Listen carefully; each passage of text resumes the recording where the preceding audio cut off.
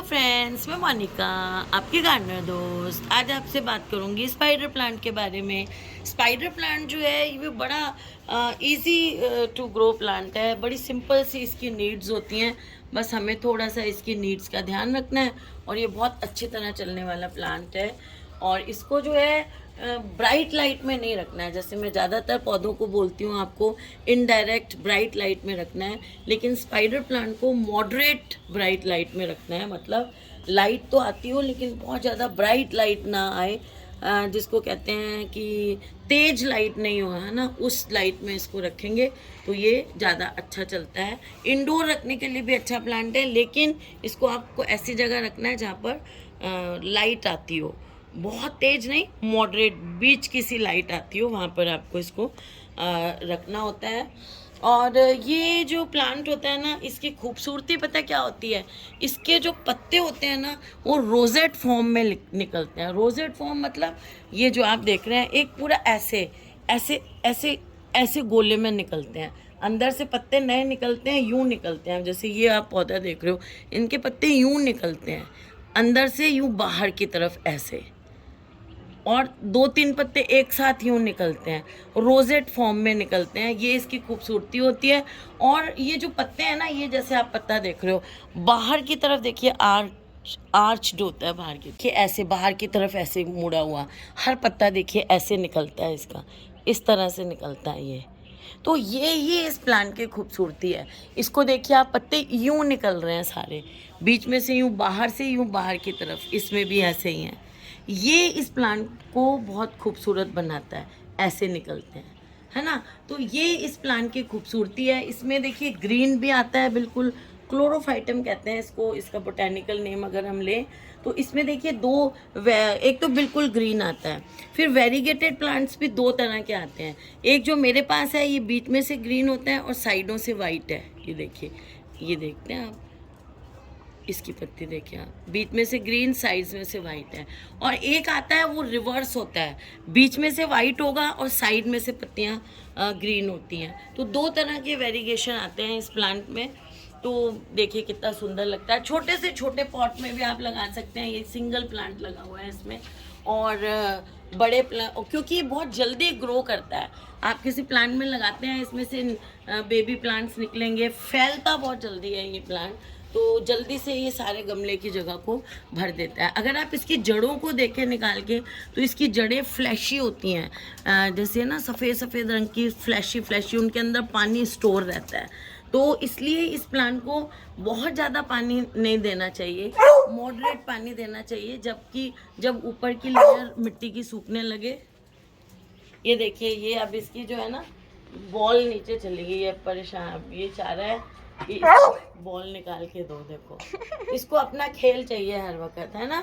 लियो खेल रहा है, वीडियो बनने से इसको कोई मतलब नहीं है। बॉल निकाल के दो इसको। ये बीच में भुला देता है मेरे को, बात करते करते पता ही नहीं क्या बोल रही थी। तो इसकी मिट्टी जब ऊपर से ड्राई दिखे आपको ना टच करने में, तो पानी देना चाहिए। ओवर वाटरिंग से बहुत जल्दी मरता है ये स्पाइडर प्लांट। वैसे ये मरता बहुत जल्दी नहीं है अगर आप इसकी प्रॉपर सी केयर करते हैं तो। और मिट्टी की मैं बात करूं तो इसके लिए वेल ड्रेन मिट्टी बनाएं, जिसको हल्का सा मॉइस्ट रखें हर वक्त।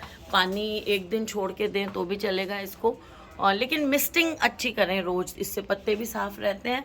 थोड़ा ह्यूमिडिटी अराउंड इसको मिलती है अपने चारों तरफ, तो पौधा अच्छी तरह से ग्रो करता है। रोज़ मिस्टिंग कर दें जैसे पौधों को पानी देते हैं तो।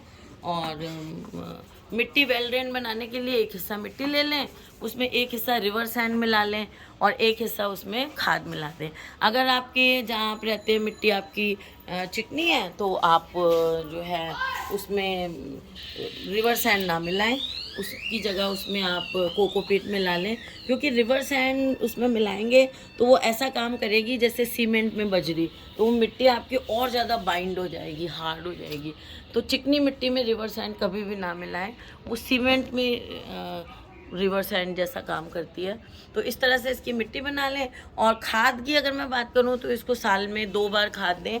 एक बार फरवरी में दे दें और एक बार सितंबर में। जब बारिशें चली जाती हैं ना, तो अगस्त सितंबर में क्या होता है कि पौधे की ग्रोथ फिर होती है, और जो बारिश के पानी ने उसकी सारी फर्टिलाइज़र को धो दिया होता है गमले में से, वो पौधे को हम दोबारा दे देंगे तो हमारा पौधा अच्छा सा ग्रो करने लग जाता है। वैसे इसकी जो ग्रोथ है वो सारा साल ठीक रहती है, लेकिन सर्दी में थोड़ी सी ग्रोथ इसकी रुकती है। तो सर्दी में बहुत ज़्यादा फर्टिलाइज़र नहीं दें, बस महीने में एक बार लिक्विड फर्टिलाइज़र दे दें।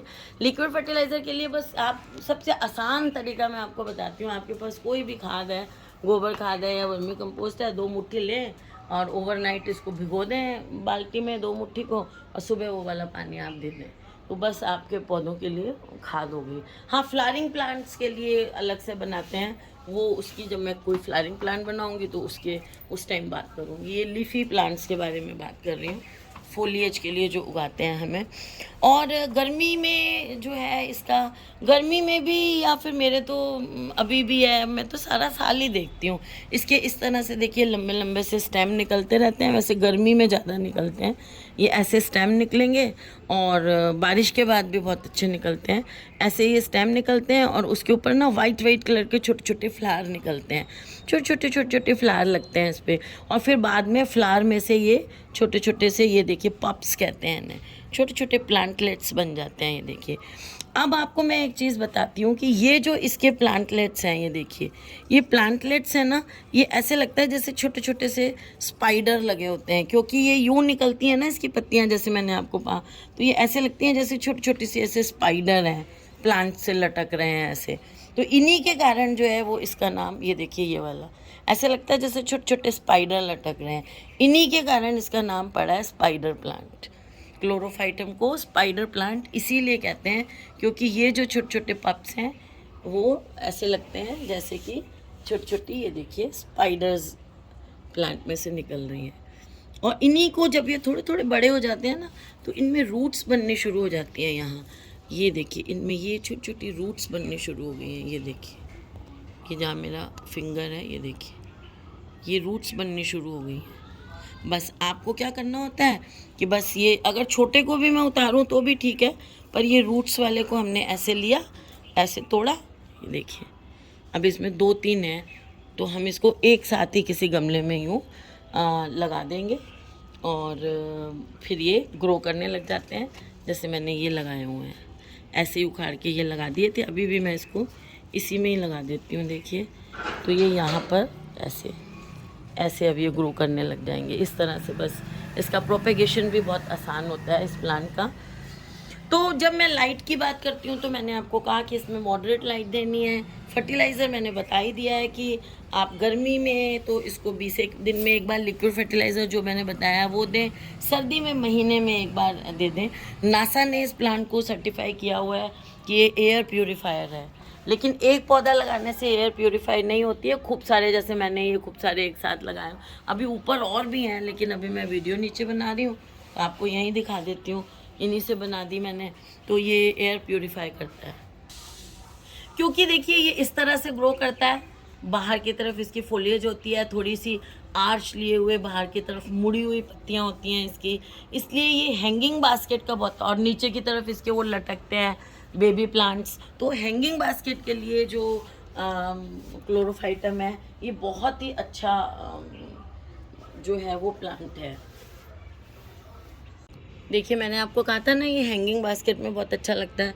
ये देखिए, इसके हैंगिंग बास्केट नीचे लटकते हुए ये बेबी प्लांट्स, और ये हैंगिंग बास्केट में बहुत जल्दी ग्रो करता है ये। आप जैसे एक हैंगिंग बास्केट लेनी है ना, तो उसमें 2-3 प्लांट्स लगाते हैं, सिंगल नहीं लगाए। हैंगिंग बास्केट में लें थोड़ी थोड़ी दूर पे, या जैसे ये गोला है, जैसे आप समझिए ये पॉट है, 1 2 3 4 ऐसे उसकी रिम से थोड़ा सा छोड़ते हुए ऐसे 3-4 पौधे लगा दें, तो ये बहुत अच्छी तरह ग्रो करता है, बड़ा खूबसूरत लगता है।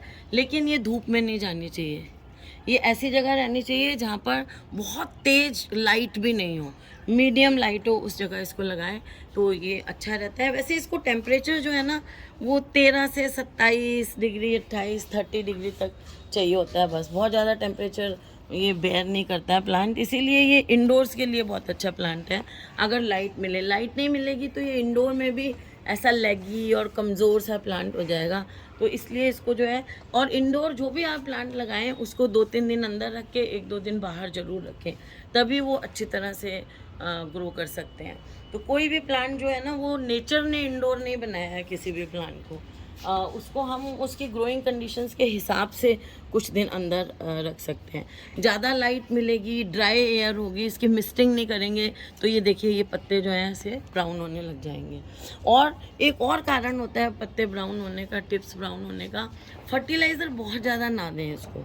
जैसे मैंने कहा फरवरी में और सितंबर में दें, तो अगर 12 इंच का पौधा है ना आपका, तो उसमें 3-4 मुट्ठी दे दें बस। 12 इंच का गमला, 12 इंच का गमला है, तो अब जैसे ऐसा गमला है तो इसमें छोटी, मेरी जैसे छोटी मुट्ठी है, 2 मुट्ठी बहुत है फर्टिलाइज़र। ओवर फर्टिलाइज़र होने से सॉल्ट बिल्डअप हो जाते हैं इसकी इसमें सॉइल में, तो वो जो सॉल्ट इकट्ठे हो जाते हैं ना सॉइल में, वो पौधे को मार देते हैं, वो इसके लिए बहुत नुकसानदायक है। इसको जो अपने नलों में क्लोरीन वाला पानी आता है या फ्लोराइड वाला जो पानी आता है, वो इसको नहीं देना है। अगर ऐसा क्लोरीन वाला पानी आता है तो 2-4 घंटे रुका हुआ जब उसमें क्लोरीन निकल जाती है, वो वाला पानी नहीं। अगर जैसे हमारे यहाँ फ्लोराइड वाला पानी आता है, थोड़ा फ्लोराइड है हमारे यहाँ के पानी में तो चल जाता है, तो अगर ऐसे आपके में ज़्यादा फ्लोराइड वाला है तो फिर आपको इसमें आरओ का पानी देना पड़ेगा। अगर छोटे गमले में है तो फिर आरओ का दे दें तो और भी अच्छा रहता है, क्योंकि छोटा पौधे में उतनी कम कैपेसिटी होती है अनफेवरेबल कंडीशंस को बेयर करने की। देखिए इसको सूखी एयर, गरम जो है यहाँ पे, देखिए ये धूप आती है यहाँ पे शाम को थोड़ी, तो इसको गरम अच्छा नहीं लगता है। तो देखिए ये सनलाइट अगर पड़े तो पत्तियाँ बिल्कुल बर्न हो जाएंगी। अभी यहाँ धूप, शाम को थोड़ी सी धूप आती है तो देखिए कैसी हो रही हैं पत्तियाँ, ड्राई एयर से उससे हो जाती हैं, है ना। फर्टिलाइज़र ये देखिए कैसे छोटे छोटे ये निकले, आपको यहाँ वाइट फ्लावर भी दिख रहे हैं इसमें, तो देखिए ये छोटी सी बर्ड वाइट दिख रही हैं मेरे हाथ के पास। आज मेरे हाथ बहुत गंदे हो रहे हैं दिवाली की सफाइयों से।